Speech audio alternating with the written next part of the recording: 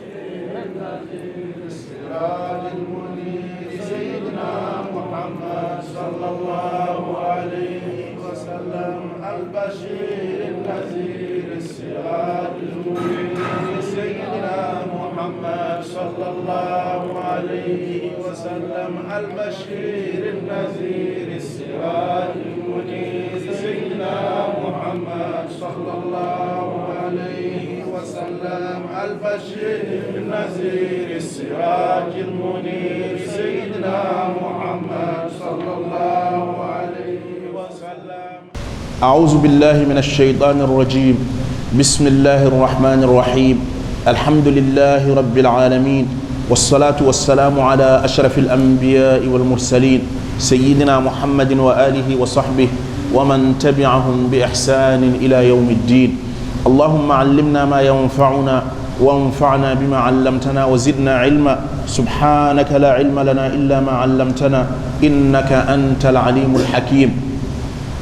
وعلمك ما لم تكن تعلم وكان فضل الله عليك عظيما. وعنده مفاتح الغيب لا يعلمها إلا هو ويعلم ما في البر والبحر وما تسقط من ورقة إلا يعلمها ولا حبة في ظلمات الأرض ولا رطب ولا يابس إلا في كتاب مبين. إلهي فوضت الأمور جميعها إليك فدبرها بما شئت والدفي وسلمني اللهم يا ربي واحمني وخذ بيدي وامن وجد وتعطفي. ثم أما بعد، مرحبا بكم جميعا في دروس صحيح الإمام البخاري من مسجد العارف بالله تعالى سيد أبي القاسم كان حفظه الله تعالى. بندرابي جلبي تدوبي هديبي السلام عليكم ورحمة الله تعالى وبركاته. بسم الله مودون درس صحيح الإمام البخاري رضي الله تعالى عنه. إمراد جمع تشيرنو ميدن جنات ميدن موجو ميدن ولي الله ميدن تشيرنو أبو القاسم كان حفظه الله تعالى دوتو بامكو. إن كالي در جون ميدن جوتو دي مبيدن غندن كو جانغودي سنة نلادو الله صلى الله عليه وآله وسلم وني حديث. jangude sunna nelaɗo allah sallllahu alayhi wa sallam ko hunde moƴƴere hano feewi.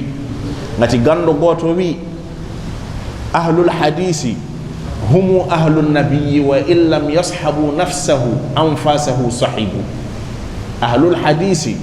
humu ahlun nabiyyi wa in lam yashabu nafsahu anfasahu sahibu. ahlul hadisi humu sahbun nabiyyi wana ahlun nabiyyi sahbun nabiyyi wiyete. ahlul hadisi humu sahbun nabiyyi wa in lam yashabu nafsahu anfasahu sahibu. ahlul hadisi o wi yimɓe hadis jangoɓe hadis nelaɗo allah sallllahu alayhi wa sallam hum sahbun nabiyyi ko ɓen woni wondiɓe e nelaɗo allah sallllahu alayhi wa sallam.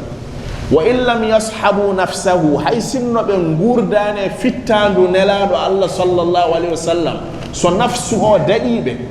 anfasahu sahibu nafasu o daɗaniɓe. woodi ko gere ɗiɗi, nafsu ne woodi nafasu ne woodi.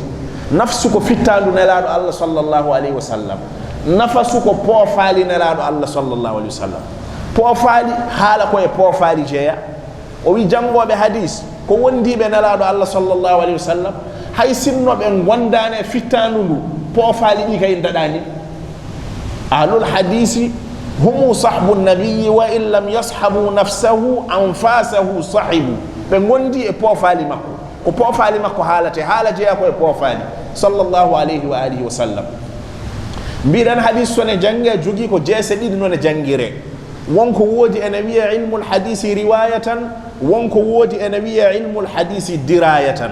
ko noon hadis jangirte. ilmul hadisi riwayatan ko jooɗoɗa tan keɗoɗa ko annabi haali sallllahu alayhi wa alihi wa sallam no haaliri ni, naata e nofuruma anone kaaloya goɗɗo nana. ɗum wiyete ilmul hadisi riwayatan bi ikhtisar. ilmul hadisi riwayatan dogata koye gueɗe tati: annaqlu waddabdu wattahrir. ɗeɗo gueɗe tati: annaqlu waddabdu wattahrir.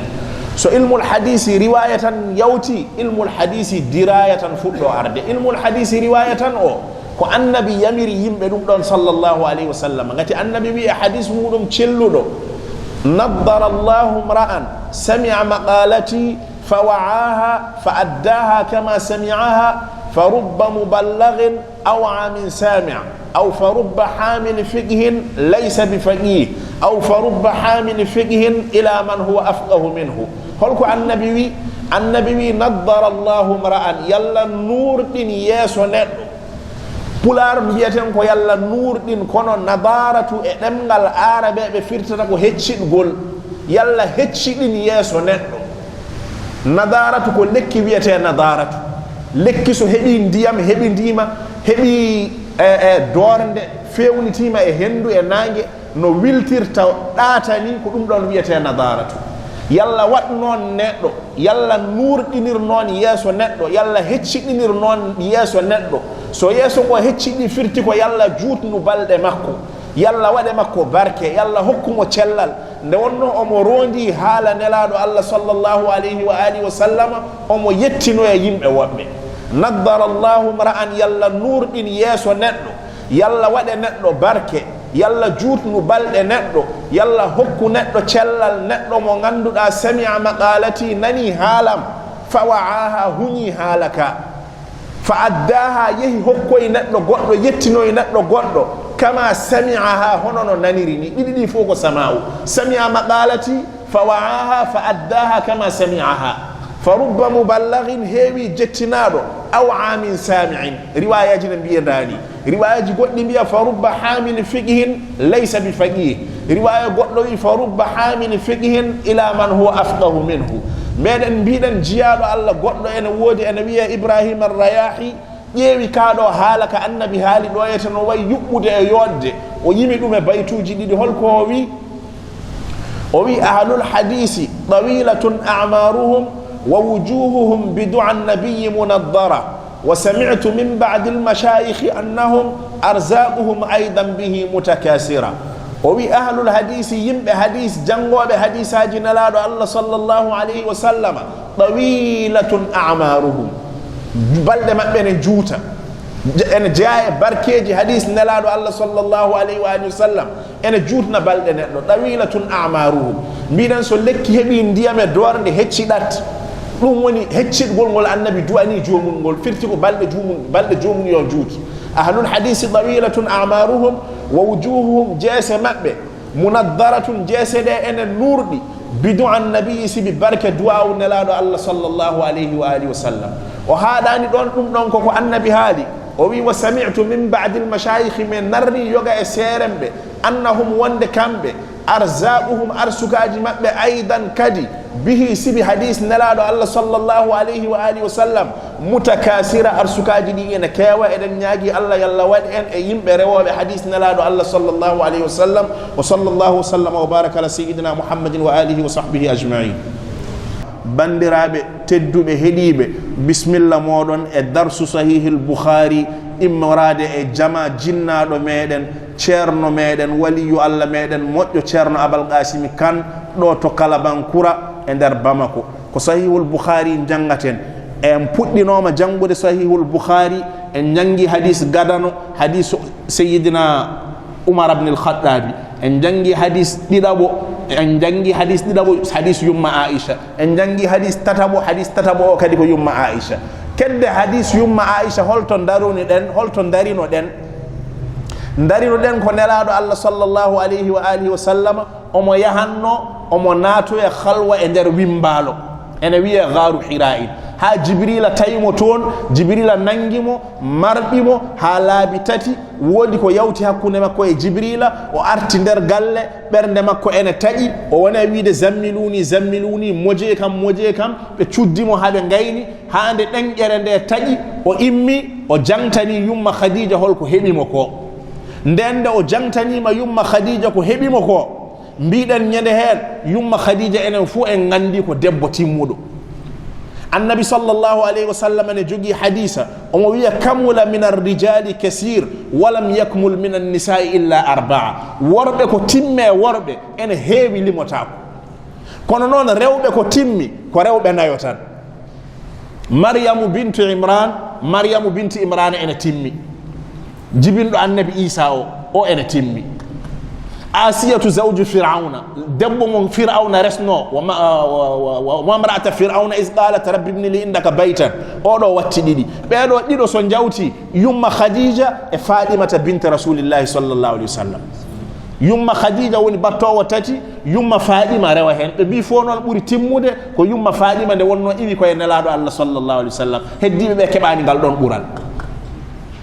yumma khadija nden nde o ari o jangtanima yumma khadija ko yawtuno ko o wi min de mbeɗi huuli woto wodde ko heɓimi yumma khadija mbiɗen wimo kalla ala fof ko heɓatma mbiɗen ɗum ɗon tindini yumma khadija ko debbo timmuɗo gati aɗa jooɗi ka debbo joom galle ma ƴetta jawdi maɗa yaha jooɗoyo nder ladde accuma waɗa toon lewru so ñamanno ko gasi ara kadi waɗa ɗo yete balɗe ɗiɗi ƴetta kadi yooɓo nawa jawdi ma ene ñaama hay hunde a wiyani ɗum te immo toon ene ara ɓernde mum ene tagui ene signa jaɓɓoɗa ɗum cudda ɗum moja ɗum leltina hakkille mum ha immo mbiya holko woni jangtonoma ko heeɓi ɗum wiya min de ɓerdam ene taƴi mbeɗi huuli woto woodi ko dañjemi mbiya ɗum ala woto huul ala ko heɓatma oɗo ko debbo timmuɗo so tawi wona debbo timmuɗo so yiyomo ara ɓerde makko ne tawi dogan yalta galle o ma walla so jangtima ha o gayni wiya min kay mbeɗa anduno ko ni wattinirti ni jiyeɗa fo aɗa weddi yimɓe aɗa jooɗi hakkude ladde min kay mbeɗa anduno ko ɗo rewata kono wona noon o wi ko kalla mi wondiri Allah wallahi ma yukhzika Allahu abadan Allah soynatama o haale annabi gueɗe joɗɗe o wi innaka la tasilu rahima aɗa jokka enɗam wa tahmilu lkalla aɗa rondo dongal wa taksibu lmaduma aɗa faggito ko wodani wa tugri dayfa aɗa teddina koɗo wa tuinu aɗa walla ala nawaibi lhaqqi kala caɗele gonga aɗa walla ɗon windande men haɗno hande windande men ɓamtirta ko fandalagat bihi khadijatu ndende yumma khadija leltini hakkille makko yumma khadija nangi jungo makko wi ar jaaden wooda mo kolloymami tawi yumma khadija ene jogui ɓi bappaye muɗum gorko ene wiye waraqatu bnu nawfalin jeeya ko e yimɓe seeɗa ene godno e arabeɓe jaɓano rewede jalamuji ko jalamuji ndewate ko nangani hakkillaji maɓɓe wahyu suwa arde de kono noon no hefereɓe ndewrata jalang ni nangani hakkille maɓɓe ano nata leggal pewna hayre ngara aɗa sujjana hayre nde aɗa ñagonde aɗa du'onde ɗum ɗon natata hakkille neɗɗo ɗum ɗo wawa wonde Allah waraqatu bnu nawfalin ne wonduno e gorko goɗɗo ene wiya zeydu bnu amri bni nufaylin kamɓe ɗiɗo ɓe eggino makka nde ɓe kaaɓi rewede jalamuji ɗi ɓe tindi leydi ne wiya sham enen mbiyata Syrie joni sham o laamino ɗum ko européen en laamino sham tubakoɓe italie naɓe ɓaysar en ɓen laamino sham ɓen ɗon laaminoɓe sham ɓe gardino toon e chrétien yagal arabeɓe puɗɗi nadde e chrétien yagal arabeɓe ganda nabiullahi isa o nelaka e maɓɓe ɓe gandamo kono noon chrétien en immiɓe européen ɓe gari laami sham ɓe ɓen caritino chrétien yagal e arabeɓe nden noon waraqat ibni nawfalin yeehi toon o yaha ɓen ɗon chrétien en o fottidi toon e wiyeteɓe ruhbanu woni ko wiyete seeremɓe chrétien en mawɓe chrétien en o fottite ɓen ɗon toon ɓen ɗon kaalanimo eko kaalantamo ko mbi nabillahi isa ko nelaɗo Allah de wona ɓi Allah de kono noon nelal ngal haɗani e makko won garowo caggal makko iwata ko e arabeɓe won garowo caggal makko ene nele iwata ko e arabeɓe te satu nelgol muɗum heedi kamɓe mawɓe chrétien en ɓe mawɓe nasarankoɓe wonnoɓe sham ɓe waraqatu jangi ɗum ɗo e juuɗe maɓɓe nani ɗum ɗo e kunuɗe maɓɓe te aɓe jogino defte tawrata e injil ɓe dokki waraqatu defte ɗe o addi defte ɗe o jangi toon ɗemgal maɓɓe ha o wawi o ari omo windito defte ɗe e arab ma en kal ɗum ɗon e sifaji waraqatu bnu nawfali joni noon yumma khadija ene andi ɓi bappa e muɗum ko ganɗo ko ceernajo ene andi chrétien yagal ene janga defte yumma khadija ne wi an nelaɗo Allah soynatama joni o wi arme holloyma gorko biyeteɗo waraqatu bnu nawfali ɓi bappañam biyeteɗo waraqatu bnu nawfali no arme nawma toon waraqatu bnu nawfalin koko salino rewde jalamuji wona kanko tan salino rewde jalamuji mbiɗen zeyd ibne amr ibni nufaylin ono yaaduno hay sahaba mawɗo goto ene woodi ene wiya abou zarril ghifari on kadi ene salino rewde jalamuji abou zarril ghifari ene joguino jalan ko nder ladde o mofti jalan o somo rewa jalan o ko toon o rewoyta jalan o gotol o are jalan o ɓadi o tawi boyi ene soofa e hoore ene taaro e dow hoore jalan o nden de o tawi boy o ene taaro e dow hoore jalan o dari o miiji ha juuti o wi rabbun yabulu sulubanu bi ra'sihi laqad zalla man balat alayhi saalibu falaw kana rabban kana yamna'u nafsahu فلو كان ربا كان يمنع نفسه ولا خير في رب نأته المطالب برئت من الأصنام في الأرض كلها وآمنت بالله الذي هو غالب وي رب جومرانو كيبو يبول الثعلبان بوي تارو برأسه يدو هوري من دمنا نانجي هكيلي كو ande wammi boy ara taro e dow hoore jomiraɗo oɗo woni Allah oɗo tagi men oɗo arsikinta men oɗo jogani men hunde men fof kono boy ene taro e dow hoore makko laqad zalla mi wondi hoyi man balata alayhi saalibu boy kam mo taroto e muɗum koyere kam ko ɗon haaɗi falaw kana rabban sinno ɗum ɗo ko Allah wonno kana yamna'u nafsahu haɗanno hoore mum yoga e gueɗe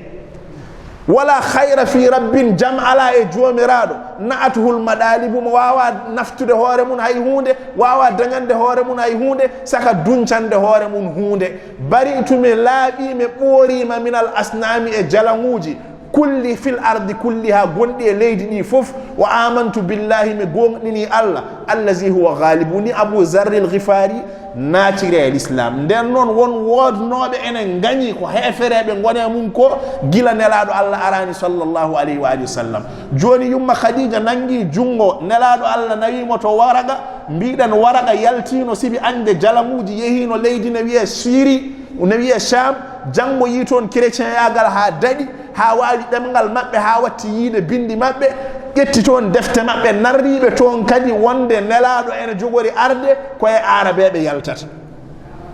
ɗum woni fanɗalagat bihi khadija yaade e makko hatta atat bihi hawa addanimo Waraqata gorko ne wiye Waraqata ibne Nawfalin ibne Asad ibne Abdil Uzza ibne ammi Khadija on ko ɓi bappaye mum Khadija bam makko e bam mum Khadija jiidi yumma e baba wa kana o laatinoma kanko ha joni Waraqa o imra'an ko neɗɗanke qad tanassara o naatino e annasara yagal fil jahiliyati gila e dumunna jahiliyankagal gila nelaɗo Allah arani sallllahu alayhi wa sallam wa kana yaktubu o laatinoma omo winda o janggo yino toon hawo wawi arabeɓe jiyata bindol arabeɓe ko ummiyuna sa yi omo winda ko ɓooyi Sham to o jangi toon hawo wawi wa kana yaktubu o laatinoma omo winda alkitaba bindol al-ibraniya bindol biyetegol ibraniya joni enen mbiyata hébré fa yaktubu omo windanno min al injili e injila woni bible ko mbiyeten bible ko omo windanno e muɗum ma sha Allahu kala ko Allah hatojini an yaktuba nde o windata wa kana cheikhan o laatinoma ko ceernajo kabiran o laatinoma ko nayejo qad amiya o wumi kanko Waraqatu ibn Nawfal nde nelaɗo Allah arata e makko nde tawi o mawni hankadinnam cagatagal makko o andirama chrétien yagal ngal o andirama gandal o andirama omo winda omo janga defte kono noon nde nelaɗo Allah jangtanoy tomo nde tawi o naywi o ronkiti o wumi o natti yiide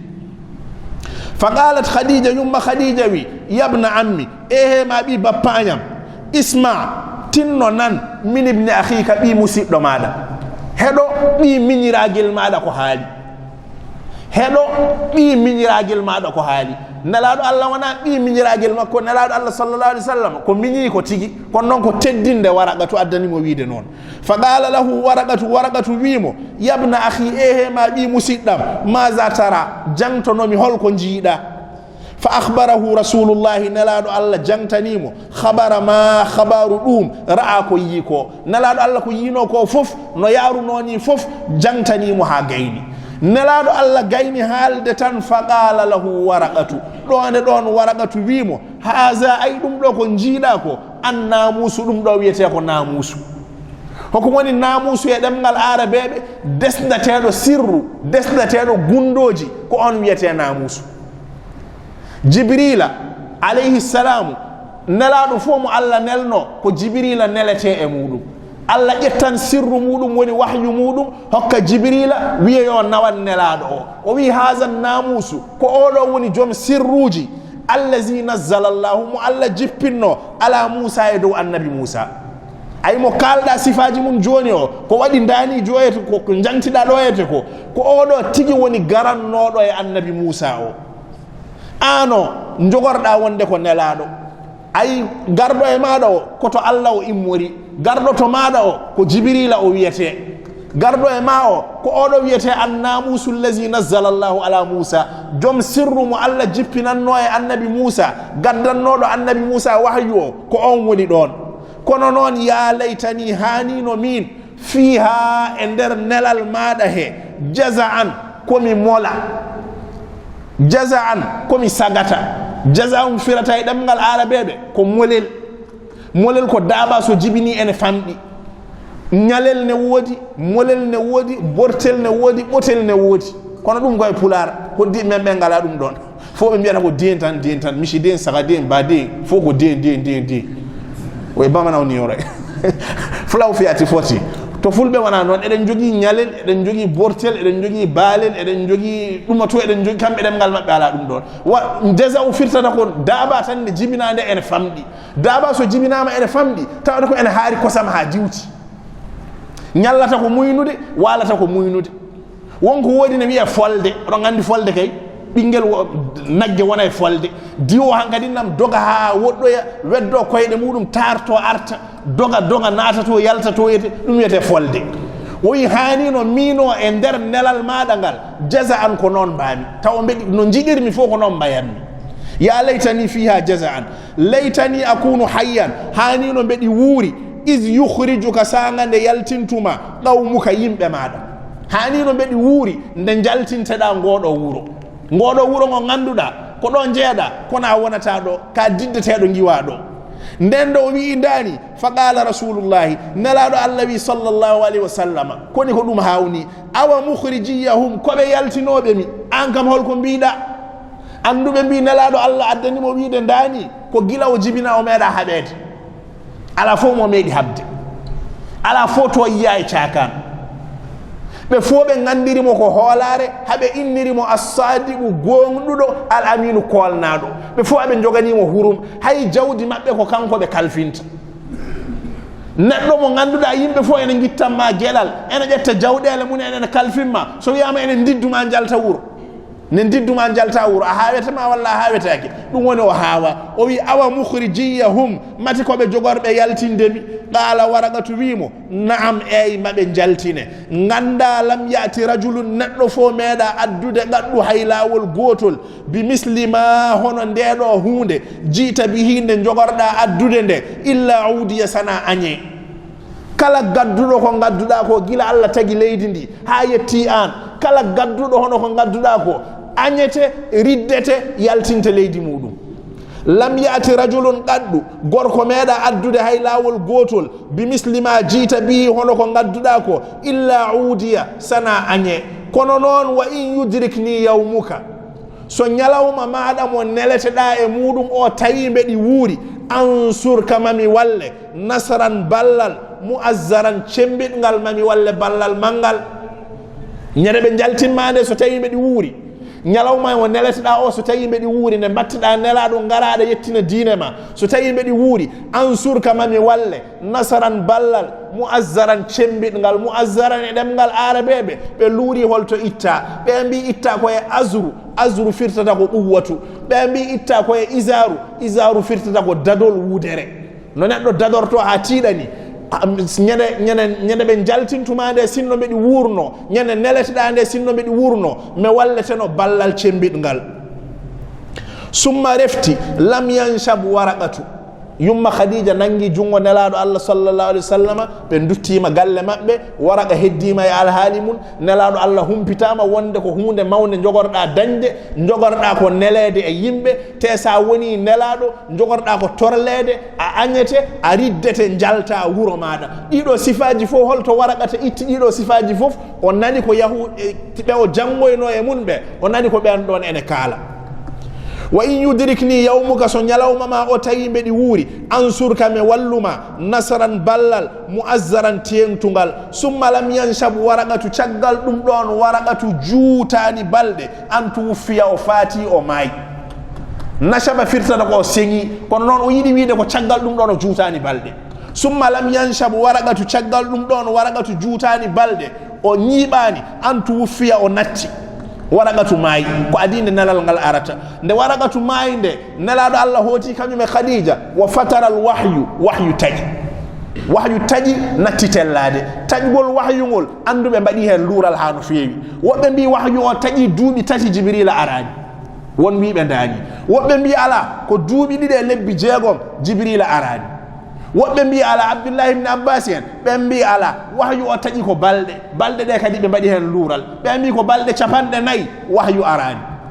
ɓe mbi ko balɗe 10 ɓe mbi ko balɗe 3 wahyu arani kono ko wawi wonde hen foof ganden tan waraqatu kamrunoɗo mo wi o jogori ko nelede o on maayi wahyu o kadi taƴi hande windande meɗen ko ɗon haɗata wa sallallahu wa sallama wa baraka ala sayyidina Muhammadin wa ala alihi wa sahbihi wa man tabi'ahum bi ihsanin ila yawmi ddin.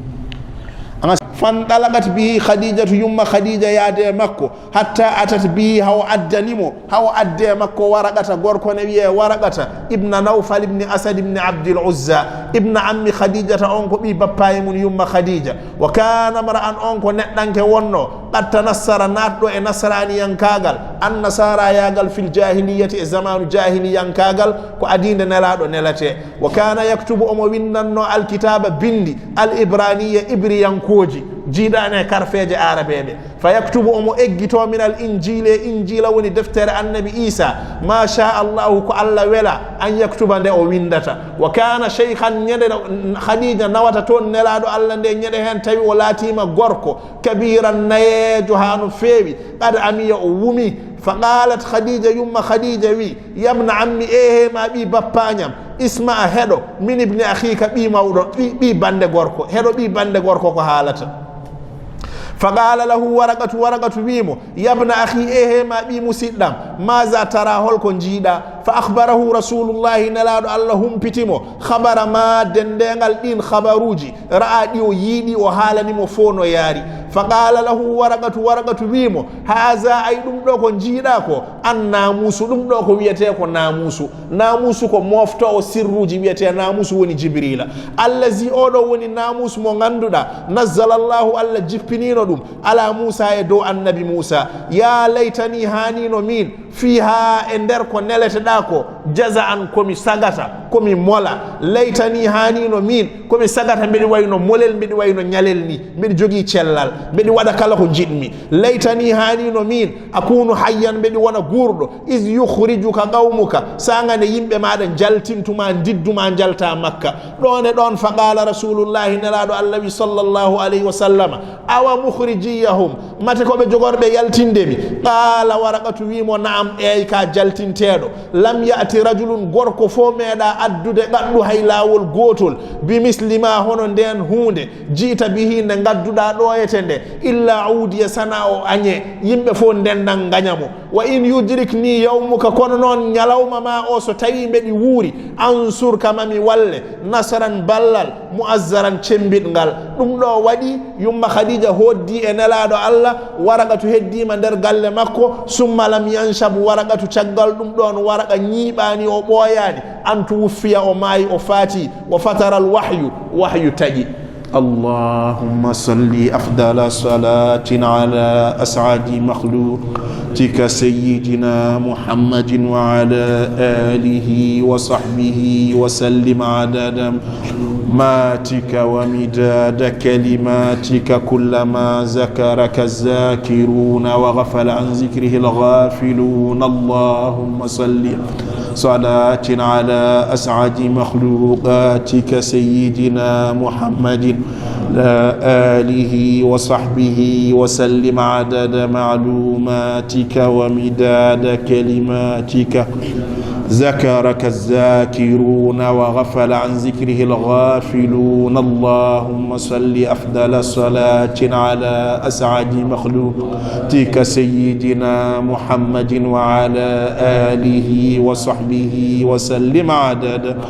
ماتك ومداد كلماتك كلما ذكرك الذاكرون وغفل عن ذكره الغافلون سبحان ربك رب العزة عما يصفون وسلام على المرسلين والحمد لله رب العالمين. سيدنا محمد صلى الله عليه وسلم البشير النذير السراج المنير سيدنا محمد صلى الله عليه وسلم البشير النذير السراج المنير سيدنا محمد صلى الله عليه وسلم البشير النذير السراج المنير